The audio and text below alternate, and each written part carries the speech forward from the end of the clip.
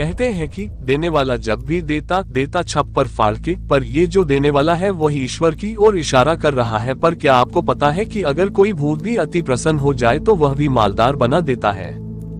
दोस्तों, आज हम बात कर रहे हैं एक ऐसे भूत की जिसने एक घूम घूम कर मूंगफली और गुड़ धनिया बेचने वाले पर इतना प्रसन्न हुआ कि उसे मालदार बना दिया। आखिर क्यों और कैसे, आइए इस कहानी को आगे बढ़ाते हैं ताकि इन रहस्यों पर से पर्दा उठ सके। इस कहानी को आगे बढ़ाने से पहले मैं आप लोगों को बता दूं कि इस कहानी में कितनी सत्यता है यह मैं नहीं कह सकता, क्योंकि यह कहानी भी मैं अपने गांव जवार में सुनी है और गांवी जनता की माने तो इस घटना को घटे लगभग 70-80 साल हो गए होंगे। पहले गांवों में कुछ बनिया फेरी करने आते थे। कोई छोटी मोटी खाने की चीजें बेचता था तो कोई श्रृंगार के सामान या धनिया मसाला आदि। ये लोग एक एक पात्र में इन सामानों को रखकर गांव गांव घूमकर बेचते थे। आज तो जमाना बदल गया है और गांवों में भी कई सारी दुकानें खुल गई हैं और अगर कोई बाहर से बेचने भी आता है तो ठेले पर सामान लेकर या साइकिल आदि पर बर्फ, आइसक्रीम आदि लेकर। ये कहानी एक ऐसे ही बनिए से संबंध रखती है जो गांव गांव घूमकर मूंगफली, गुड़ धनिया, मसलपट्टी आदि बेचता था। इस बनिए का नाम रामधन था। रामधन सूनी पगडंडियों, बड़े बड़े बगीचों आदि से होकर एक गांव से दूसरे गांव जाता था। रामधन रोज सुबह सुबह मूंगफली, गुड़ धनिया आदि अपने पात्र में रखता और किसी दूसरे गांव में निकल जाता। एक गांव से दूसरे गांव होते हुए मूंगफली, गुड़ धनिया बेचते हुए वह तिघरिया या कभी कभी शाम को अपने गांव वापस आता। जब वह अपनी पात्र उठाए चलता और बीच बीच में बोला करता, ले गुड़ धनिया, ले मूंगफली, ले मसलपट्टी, दांत में सिट्टी, लड़का खाए सयान हो जाए, बूढ़े खाए जवान हो जाए। उसकी इतनी बात सुनते ही बच्चे अपने अपने घर की ओर भागते हुए ये चिल्लाते थे कि मसलपट्टी वाला आया, मूंगफली वाला आया। और इसके साथ ही वे अपने घर में घुसकर छोटी छोटी डलिया में या फाड़ आदि में धान, गेहूं आदि लेकर आते थे और मूंगफली, गुड़ धनिया आदि खरीद कर खाते थे। एक दिन की बात है, गर्मी का मौसम था और दोपहर का समय। लू इतनी तेज चल रही थी कि लोग अपने घरों में ही दुबके थे। इसी समय रामधन एक गांव के खेतों से होकर चला। कहीं कहीं तो इन मैंडों के दोनों तरफ 2-2 बीघा केवल गन्ने के ही खेत रहते थे और अकेले इन मेड़ों से गुजरने में बहुत डर लगता था।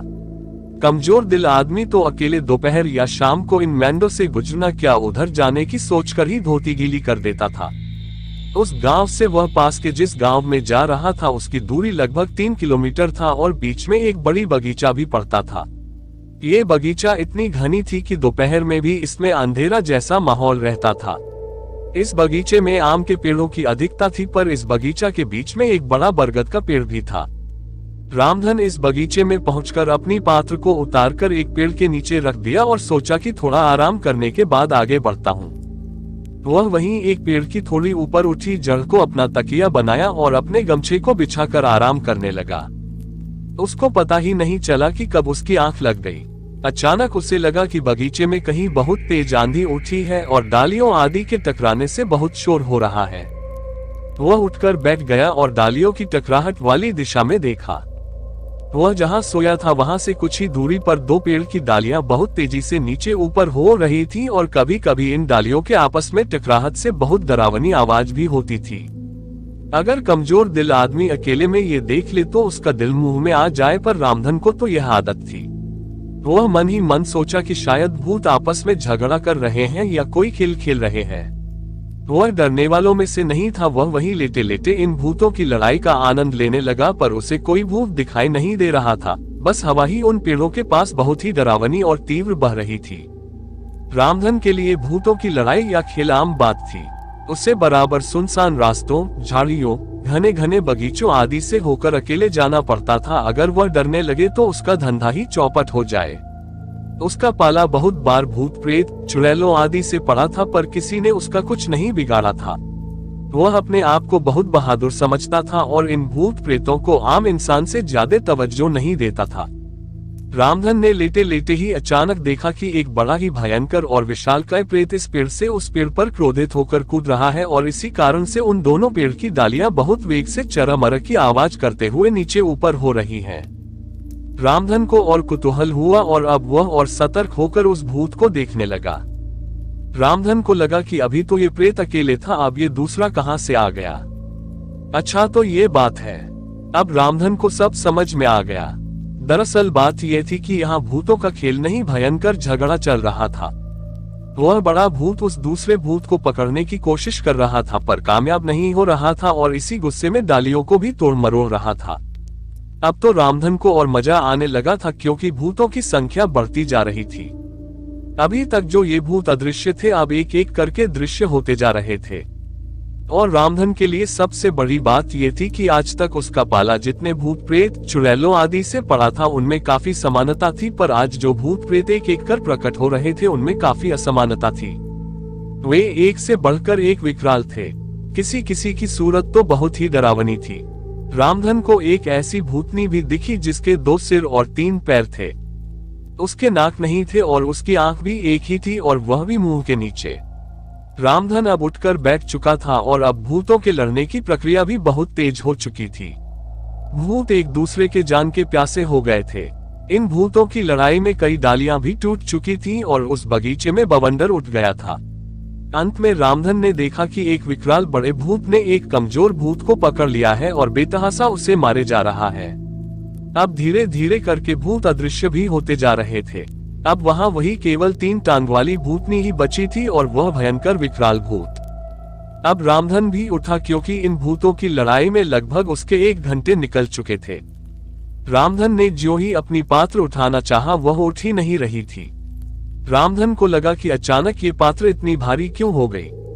उसने दोबारा कोशिश की और फिर तीसरा, पर पात्र उठा ही नहीं। वह पसीने से पूरा नहा गया और किसी अनिष्ट की आशंका से कांप गया। उसने मन ही मन हनुमान जी का नाम लिया, पर आज उसे क्या हो गया वह समझ नहीं पा रहा था। आज तक तो वह कभी डरा नहीं था, पर आज उसे डर सताने लगा। उसके पूरे शरीर में एक कपकपी सी उठ रही थी और उसके सारे रोए तीर जैसे एकदम खड़े हो गए थे। अचानक उसे उस बगीचे में किसी के चलने की आवाज सुनाई दी। ऐसा लग रहा था कि कोई मदमस्त हाथी की चाल से उसके तरफ बढ़ रहा है। रामधन को कुछ दिख तो नहीं रहा था, पर ऐसा लग रहा था कि कोई उसकी ओर बढ़ रहा है। उसके पैरों के नीचे आकर सूखी पत्तियां चरा मरा कर रही थीं। अब रामधन ने थोड़ा हिम्मत से काम लिया और भागना उचित नहीं समझा। उसने मन ही मन सोचा कि आज जो कुछ भी हो जाए, पर वह यहाँ से भागेगा नहीं।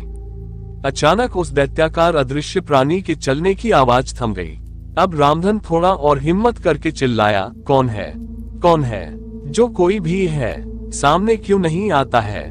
अब सब कुछ स्पष्ट था, क्योंकि एक विकराल भूत, शायद यह वही था जो दूसरे भूत को मार रहा था, रामधन के पास दृश्य हुआ, पर एकदम शांत भाव से। अब वह गुस्से में नहीं लग रहा था। रामधन ने थूक घोंट कर कहा, कौन हो तुम और क्या चाहते हो? क्यों मुझे परेशान कर रहे हो? मैं डरता नहीं। वह विकराल भूत बोला, डरो मत, मैं तुम्हें डराने भी नहीं आया हूँ। मैं यहाँ का राजा हूँ, राजा, और मेरे रहते किसी के डरने की आवश्यकता नहीं। अगर कोई डराने की कोशिश करेगा तो वही हश्र करूंगा जो उस कलमुनिया भूत का किया। अब रामधन का डर थोड़ा कम हुआ और उसने उस भूत से पूछ बैठा, क्या किया था उस कलमुनिया भूत ने? वह विकराल भूत हंसा और कहा, वह कलमुनिया काफी दिनों से इस ललमुनिया को सता रहा था। मैंने उससे कई बार चेतावनी दी, पर समझा ही नहीं, और हद तो आज तब हो गई जब उसने कुछ भूत प्रेतों को एकत्र करके मुझ पर हमला कर दिया। सबको मारा मैंने, और दौड़ा दौड़ा कर मारा। रामधन ने अपनी जान बचाने के लिए उस भूत की चमचागिरी में उसकी बहुत प्रशंसा की और बोला, तो क्या अब मैं जाऊं? हाँ जाओ, पर जाते जाते कुछ तो खिला दो, बहुत भूख लगी है और थक भी गया हूँ। उस विकराल भूत ने कहा। रामधन ने उस भूत से अपना पीछा छुड़ाने के लिए थोड़ा गुड़धनिया निकालकर उसे दे दिया। गुड़धनिया खाते ही वह भूत रामधन से विनीत भाव में बोला कि थोड़ा और दो ना, बहुत ही अच्छा है। मैं भी बचपन में बहुत गुड़धनिया खाता था। रामधन ने कहा कि नहीं नहीं, अब नहीं मिलेगा, सब तू ही खा जाओगे तो मैं बेचूंगा क्या? भूत ने कहा कि बोलो कितना हुआ, मैं ही खरीद लेता हूँ। रामधन को अब थोड़ी लालच आ गई, क्योंकि उसने सुन रखा था कि इन भूत प्रेतों के पास अपार संपत्ति होती है, अगर किसी पर प्रसन्न हो गए तो मालामाल कर देते हैं। अब रामधन ने पात्र में से थोड़ा और गुड़धनिया निकालकर उस भूत की ओर बढ़ाते हुए बोला कि अब पैसा दो तो ये पात्र का पूरा सामान तुझे दे दूंगा। भूत ने उसके हाथ से गुड़धनिया ले लिया और खाते खाते बोला कि मेरे पीछे पीछे आओ। अब तो रामधन एकदम निडर होकर अपनी पात्र को उठाया और उस भूत के पीछे पीछे चल दिया। वह भूत रामधन को लेकर उस बगीचे में एकदम उत्तर की ओर पहुंचा। यह उस बगीचे का एकदम उत्तरी छोर था। इस उत्तरी छोर पर एक जगह एक थोड़ा उठा हुआ टीला था और वहीं पास में मूंज आदि और एक छोटा नीम का पेड़ था। उस नीम के थोड़ा आगे एक छोटा सा पलास का पेड़ था। उस विकराल भूत ने रामधन से कहा कि इस पलास के पेड़ के नीचे खोदो। रामधन ने कहा कि मेरे पास कुछ खोदने के लिए तो है ही नहीं, तुम ही खोदो। रामधन की बात सुनकर वह भूत आगे बढ़ा और देखते ही देखते वह और विकराल हो गया। उसके नख खुरपों की तरह बड़े हो गए थे और इन्हीं नखों से वह उस पलास के पेड़ के नीचे लगा खोदने का काम ज्यों ही खत्म हुआ त्यों ही रामधन ने उस गड्ढे में झांक कर देखा। उसे उस गड्ढे में एक बटुला दिखाई दिया। अब तो वह बिना कुछ सोचे समझे उस गड्ढे में प्रवेश करके उस बटुले को बाहर निकाला। बटुला बहुत भारी था। उसने बटुले के मुख पर से ज्यों की ढक्कन हटाया, उसकी आंखें खुली की खुली रह गईं क्योंकि बटुले में पुराने चांदी के सिक्के थे। वह बहुत प्रसन्न हुआ और अपने पात्र का सारा सामान वहीं गिरा दिया और भूत को बोला कि सब खा जाओ। भूत खाने पर टूट पड़ा और इधर रामधन ने उस बटुले का सारा माल अपने पात्र में रखा और उसे ढककर तेजी से अपने गांव की ओर चल पड़ा। गांव में पहुंचने के एक ही हफ्ते बाद ऐसा लगा कि रामधन की लॉटरी लग गई हो। उसने अपने मणि के स्थान पर लिंटर बनवाना शुरू किया और धीरे धीरे करके मूंगफली और गुड़धनिया बेचने का धंधा बंद कर दिया। सही कहा गया है कि देने वाले भूत जी जब भी देते छप्पर फाड़कर। दोस्तों, वीडियो कैसा लगा कमेंट में जरूर बताएं। अगर आप हमारे चैनल में नए आए हो तो लाइक, शेयर और सब्सक्राइब करके बेल आइकॉन को प्रेस कर देना ताकि आगे और भी नए रोचक वीडियो आप लोगों के पास सबसे पहले पहुंचे। तो चलिए मिलते हैं किसी नए वीडियो के साथ, तब तक के लिए धन्यवाद।